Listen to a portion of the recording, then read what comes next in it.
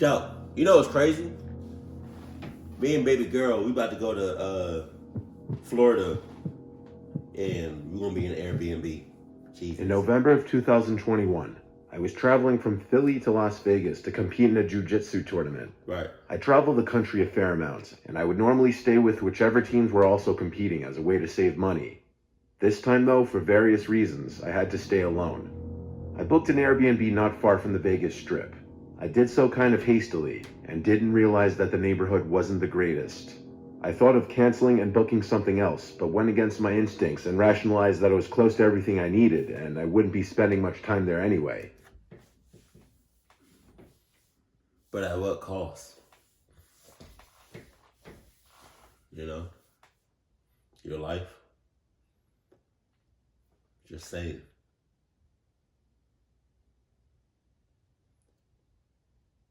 Just strongest wills. Something. Thanos said something. I loved it though when he said it in Infinity War. He was like, something about the strongest wills. I don't know. But you went against your instincts. You went against the red flags. You went against the cluck. You went against the cluck flags. You went against Adidas. And that's unforgivable. I got to the location and didn't see the host. I would know who to look for anyway, since the Airbnb profile picture was of a flower. The host gave me the key code to the room I was staying in, a small studio apartment that shared a wall with the host's house. There was only one door in and out of the studio. The first red flag was that the key code for the lock on the door was 1234567. Wow. I thought that was weird, but the password for the Wi-Fi was password, so I figured that the host was just an older person who wasn't tech savvy, and the reviews for the room were pretty good. Around 9:30 p.m. is when things got creepy. I was close to falling asleep when I heard a tapping on the window in front of my bed where I was laying down. Oh my God. There were drapes covering the window, so I couldn't see who was making the noise. I responded by saying, "Huh?" loud enough for whoever it was to hear me. Oh my God. A minute or two went by in silence before I heard the tapping on the window once again. I said, "Hello?" pretty loud, and it went away. I was pretty on edge at this point, and immediately wrote a message to the host asking if it was them tapping on the window. About an hour went by before they finally responded saying, "I was going to bring you some water, but it seems like you were asleep, so I left." I was still very much on edge, and I knew I wasn't going to be able to sleep. I contemplated going for a walk to the store or taking a shower just to clear my mind, but something told me to just sit tight and wait to see what happens. Yeah, that's something that told you that was the power of Adidas. Somebody within a 6-mile radius is watching your mother clucking back. Just saying. About 45 minutes went by. It's about midnight at this point, and I heard some noise outside. I then heard the distinct sound of someone trying the key code on my door. The attempt failed, but I could hear them trying again. This time I heard the sound of the lock disengaging. The door was unlocked. I threw the blankets off of me and ran to the door as it was opening up towards me and slammed it shut in this person's face. I was yelling, "This is my room, get out of here, leave." They responded in a deep voice from the other side of the door. "Madel said this is my room." Madel was the name of the host. I kept responding with what I said before and called the cops. I spoke loud enough so they knew I was on the phone with the police. Jesus! Police eventually came and were not surprised at all by the story I told them. They said they would hang around until I called an Uber to leave. The host was very combative and unapologetic. Their alibi for who that person was changed multiple times. When the Uber arrived, I jumped in and felt relieved to be getting out of there. It still creeps me out that I never saw the person who was opening my door. I have a feeling that it was some kind of setup. If the host knew I was flying in from the East Coast, the 9:30 p.m. tapping on the window would have been equivalent to my 12:30 a.m., and the invasion would be about 3 a.m. Maybe it would have just been a robbery. But 3 a.m. That's paranormal activity time. What are you talking about? Well, paranormal / cluck time at its most high between the hours of 2 a.m. and 3 a.m. and sometimes 4. It would have been much worse. I mean, it was really just all your fault because there were red flags on red flags, and you just bobbed and weaved all of them. Like you dodged all of them. Like it was like a game of dodgeball. Like which you not catching no balls, no nothing. Pause.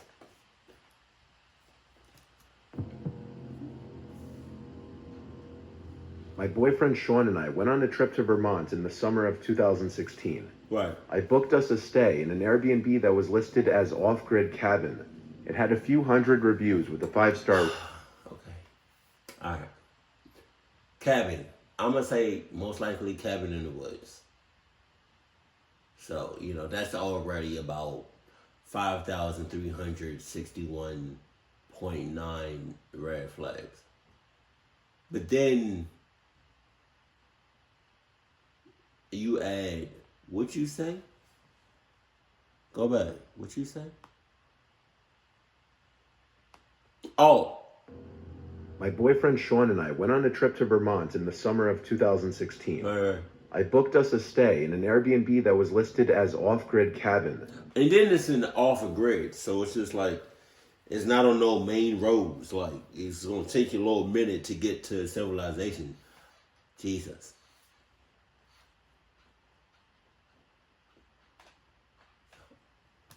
It had a few hundred reviews with a 5-star rating, so I didn't think it looked sketchy. The cabin was an old, one-room cabin with a potbelly stove and a loft area. There was no electricity, and it was in a remote part of Vermont down an old dirt road. There was one house about half a mile away that was owned by the host, and she was away, so we were alone. We got there around 4 p.m. and had a really nice evening cooking dinner and playing board games by candlelight. We had hiked all day and were exhausted by 10, so I went up to the loft to sleep while my boyfriend decided to sit outside and smoke. About 20 minutes later, while I was in that space between deep sleep and consciousness, I was jolted awake by a large banging sound on the side of the cabin. Before I could yell down, Sean yelled up to me asking if that was me. Confused and feeling like I must be dreaming, I groggily yelled, "No, was that you?" He said no, but didn't seem too worried since he was sitting outside and didn't see anyone. We go camping frequently, so it takes a lot for us to get freaked out by random noises in the night. I feel like your awareness, your senses, especially your clock senses, should be a little bit more heightened, considering that you didn't see nobody with your own eyeballs, but you heard a loud ass thump.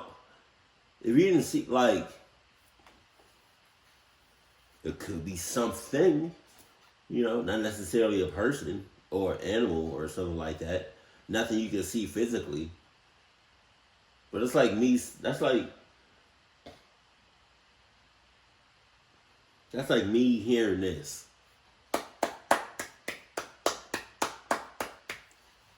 As clear as day. But I don't see it. I hear it,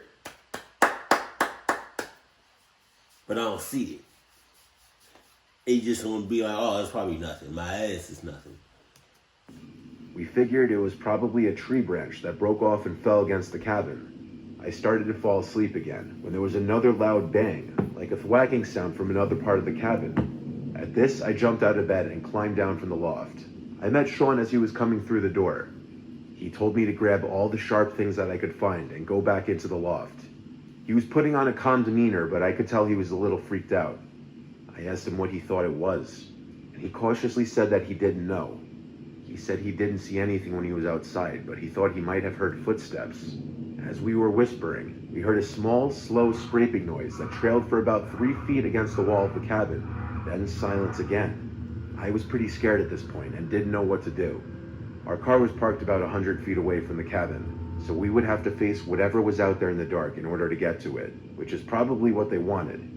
I was also afraid that if this was a human, that they might have done something like slash the tires or block our ability to get back down the driveway. Sean told me to stay very quiet and go back up to the loft while he sat downstairs and waited. He had a hunting knife and a large stick, and I had a few steak knives, but otherwise we were sitting ducks. The downstairs of the cabin had huge windows on 3 walls, half of which were just screens. So if someone was outside, they could easily be watching us, or could slash through the screen to get inside. I wanted to stay downstairs, but Sean ordered me to go upstairs, saying that it would be easier to fight this guy without me there if it came to that. I went up and sat in the middle of the bed, clutching an array of knives in my fists. I don't think I ever listened so intently before. Sean yelled out hello to see if he could get any response, or perhaps scare it away if it was an animal. We heard nothing for what felt like 20 minutes. Then the scraping sound came back, much louder. Are they in the walls or some shit? What's going on? Sus. Like someone was dragging a rake or a hoe across the side of the cabin. I heard clear, methodical footsteps trailing off around the side of the cabin. Sean then came up to the loft and pulled the ladder up. He said he didn't like how they could see him, but he couldn't see them. And if they came in the cabin, he could at least get the jump on them from up here. We sat on the bed in silence. I was looking at him in terror. It was probably around midnight at this point, and I realized that we were going to be stuck in that cabin until morning. The noises continued and intensified. There was more. Until morning, my ass. Your life is on the line right now. You're in danger right now. You're in cluckness right now. All I'm saying is, if you are really about that life, you know what I mean? And if you cared about your life and you love your life, you would do anything and everything to haul ass to your car, turn it on, and drive like a motherfucker and never look back. Banging that seemed to be coming from all different sides of the cabin. Intermittently, the scraping returned. This could not have been an animal. The sounds were too methodical, and we didn't hear any grunting like there was a bear or bobcat. And there were constant footsteps, pacing footsteps. There was a clear crunch of one foot going in front of the other all around the sides of the cabin. There would be pauses of 10 to 20 minute intervals. Then it would all start up again. At one point there was a strange rattling sound on the outside, like someone was trying to shake or climb the pipe on the outside of the cabin that fed into the potbelly stove. This carried on for hours. Sean and I just laid in that bed, paralyzed in silent fear, staring into each other's terrified faces. I kept waiting to hear the front door burst open or the screen window rip. I was convinced that we were both about to be murdered, and every gruesome possibility kept playing in my head. Both of us about to be murdered? No, not me. You know why? A 3, a 2, a 1, you know.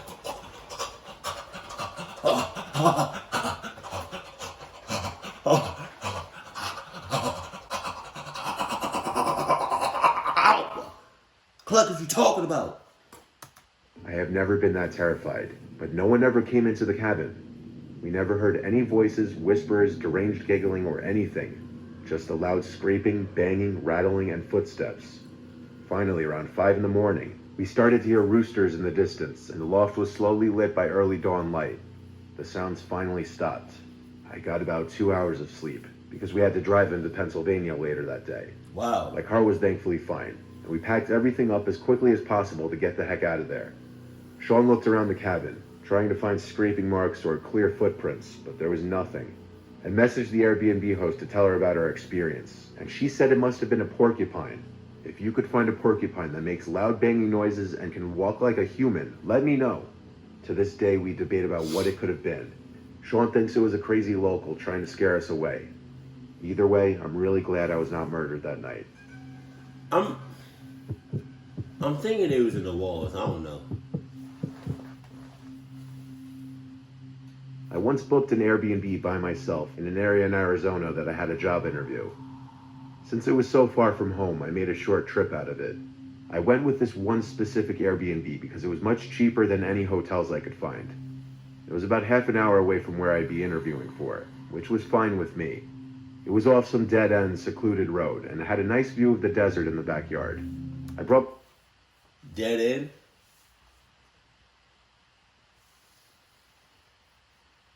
Secluded road? What else you say? My laptop with me to get work done at my dead-end, secluded road, and it had a nice view of the desert in the backyard. Desert? I brought my laptop with me to get work done at my at-the-time current job during the day, so that kept me busy most of the days I was there. I stayed for 3 days. My interview was on the second day that I was there, which was a Tuesday. I would be leaving Friday, so on Monday, the night before my interview, I was practicing interview questions for this specific company, and just generally getting some last-minute knowledge on their firm. I was doing this on my laptop in the living room of the little house, probably around 9 p.m., when there was a tap at the window. I say tap because it wasn't exactly a knock. It sounded more like it could have been someone's finger. My head, of course, swung to the left to look at the window in reaction. I didn't see anyone, but it was also pitch black outside. I was kind of scared to look out the window. I had to be a man and just do it. And there was no one as far as the eye could see. Just darkness. Of course, maybe it could have been a bug hitting the window. We've got some pretty nasty bugs here after all. The next day, I got through my interview and thought I did pretty well. So for the rest of my little trip there, I explored different parts of the town in my car, ate at different restaurants, and sat in the backyard and relaxed in the sun. Little did I know, I was likely being watched while I was in the backyard. That night, I was inside watching Breaking Bad on Netflix when it... Breaking Bad, that show. If you have not watched Breaking Bad, I highly suggest you watch it. That's that show. Happened again. A single tap at the window. Now it was obvious it wasn't a bug. I was even more disturbed now, but once again rushed to the window. Even though I saw no one, that didn't mean someone wasn't out there. I checked the windows by the front door, then opened the door and looked outside for a second. You opened the door? You a cluck head ass. Ugly ass. Since there was no one there, I went back inside and then went to the back door. I stepped outside onto the back porch and looked out to the desert behind the house. Silence and darkness. And then I heard a click. A sound someone made, like clicking their tongue at the roof of their mouth. It was off in the distance, beyond the light from the house. It was out somewhere in that cold desert. I felt as though someone could be hiding behind any number of those bushes, watching me and toying with me. I yelled out, and almost as if they... Okay. I hate when people yell out. I hate when people say anything during a situation like this. Or the intruder or whatever, or the clucky is within your presence. And you try to be quiet, but you say something, hello, or anybody there, or stop, shut up. Now I especially hate it. I hate it with everything I love. I promise you, this is the number one thing I hate. It's when you're in a clucked up or when they're in a clucked up situation, right? And the clucky is within, like let's say they're in a house or whatever, right?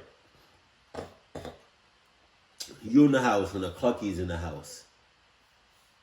And you say, I just called the police, or I'm about to call the police. Shut up. Shut that ass up. Just call the police. Why you gotta let them know that? The police could you pull up dead quiet.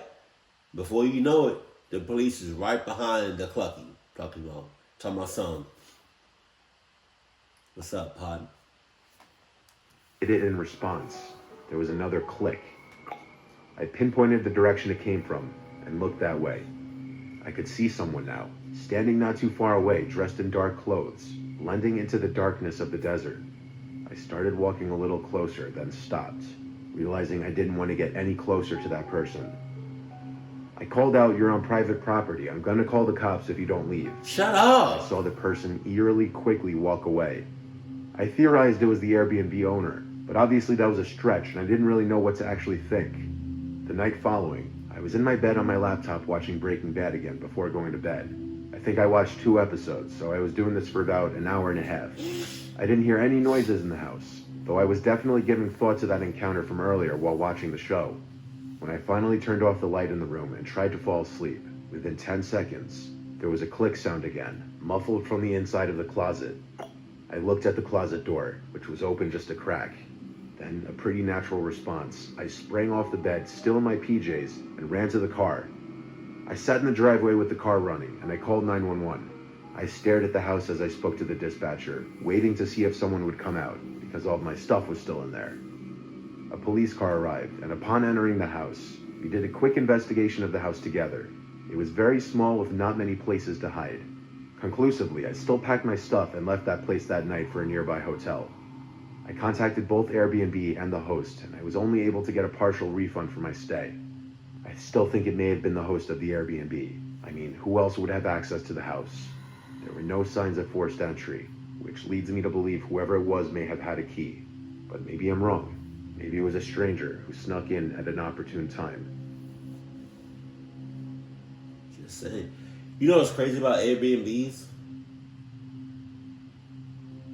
That's not your place. That's not your house. That's not your apartment. That's not your condo. That's theirs. So they know all the ins and outs. They know the blind spots. You know what I mean? They know. They just know. Because it's theirs. It's not yours. You know? You know what kind of freaks me out the most about Airbnbs?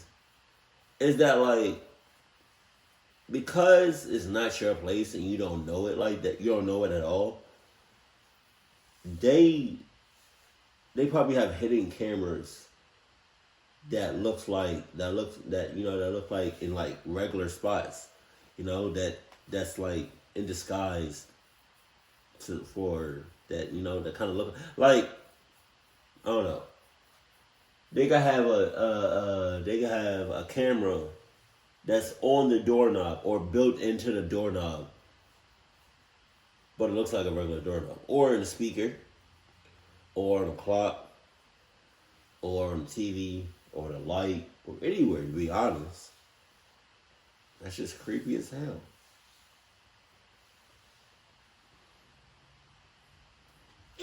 But best believe, when me and baby girl go to this Airbnb, I'm gonna keep my guard up 24/7. Let me know if you've had like any bad experiences with, you know, Airbnb, and if you want me to react to, I said that backwards. If you want me to react to anything, let me know in the comment section below. But as always, keep it cool, keep it classy, and I love you. Stay happy, my family.